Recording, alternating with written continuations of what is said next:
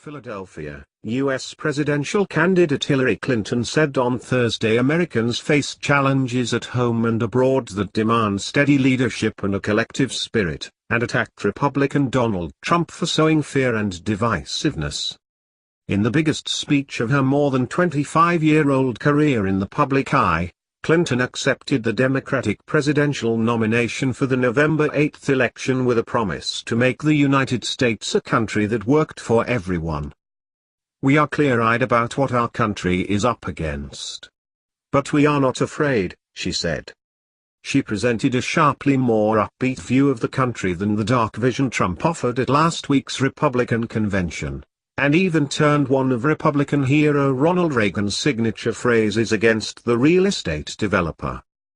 "He's taken the Republican Party a long way, from morning in America to midnight in America," Clinton said. "He wants to divide us, from the rest of the world, and from each other. He's betting that the perils of today's world will blind us to its unlimited promise." The speech was Clinton's turn in the spotlight after 3 days of electrifying appearances by President Barack Obama, Vice President Joe Biden and First Lady Michelle Obama, and Clinton acknowledged that some people still do not know her well. "I get it that some people just don't know what to make of me. So let me tell you. The family I'm from, well, no one had their name on big buildings," Clinton said in a reference to Trump. She said her family were builders of a better life and a better future for their children, using whatever tools they had and whatever God gave them.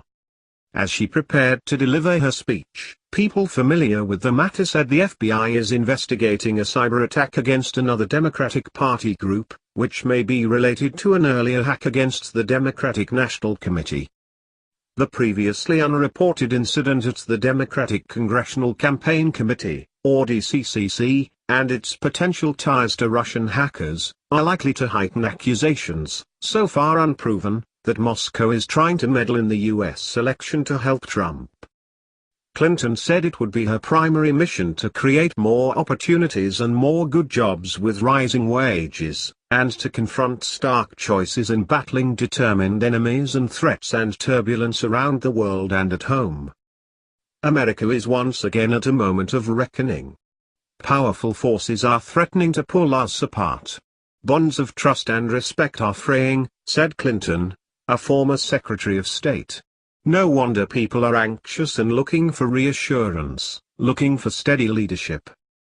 Clinton, who is vying to be the first woman elected U.S. president, called her nomination a milestone and said she was happy for grandmothers and little girls and everyone in between.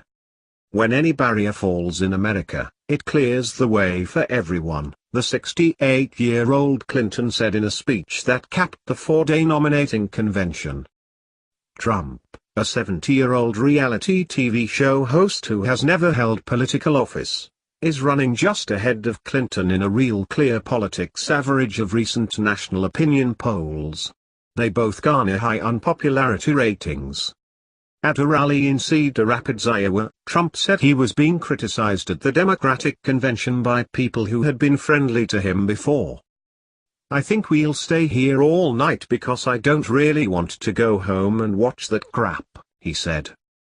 Inside the arena, it sounded at times more like a traditional Republican convention than a Democratic one. During retired General John Allen's remarks, chants of USA filled the hall and large flags were brought in to be waved. Speakers, some of whom included military and police officers, made frequent mentions of religion and patriotism. "I certainly know that with her as our commander-in-chief, our foreign relations will not be reduced to a business transaction. I also know that our armed forces will not become an instrument of torture," said Allen. Trump has portrayed the country as being under siege from illegal immigrants, crime and terrorism, and as losing influence in the world. He has proposed a temporary ban on Muslims entering the country and a wall along the border with Mexico to keep illegal immigrants out. Kiz Khan, a Muslim whose son was one of 14 Muslims killed while serving in the military since the September 11, 2001, attacks, drew cheers when he pulled out a pocket copy of the U.S. Constitution and said he wanted to show it to Trump. Hillary Clinton was right when she called my son the best of America. If it was up to Donald Trump, he never would have been in America. Donald Trump consistently smears the character of Muslims, he said. U.S. Senator Sherrod Brown of Ohio called Trump a hypocrite who talked about opposing free trade deals to protect American workers but had the products sold by his companies made overseas. Now I've been fighting for a trade agenda for more than 20 years that puts American workers first, and I can tell you that in all those years I've never ever seen Donald Trump, said Brown, one of the most liberal members of the Senate. The only thing I've seen Donald Trump do when it comes to U.S. trade policy is run his mouth and line his pockets.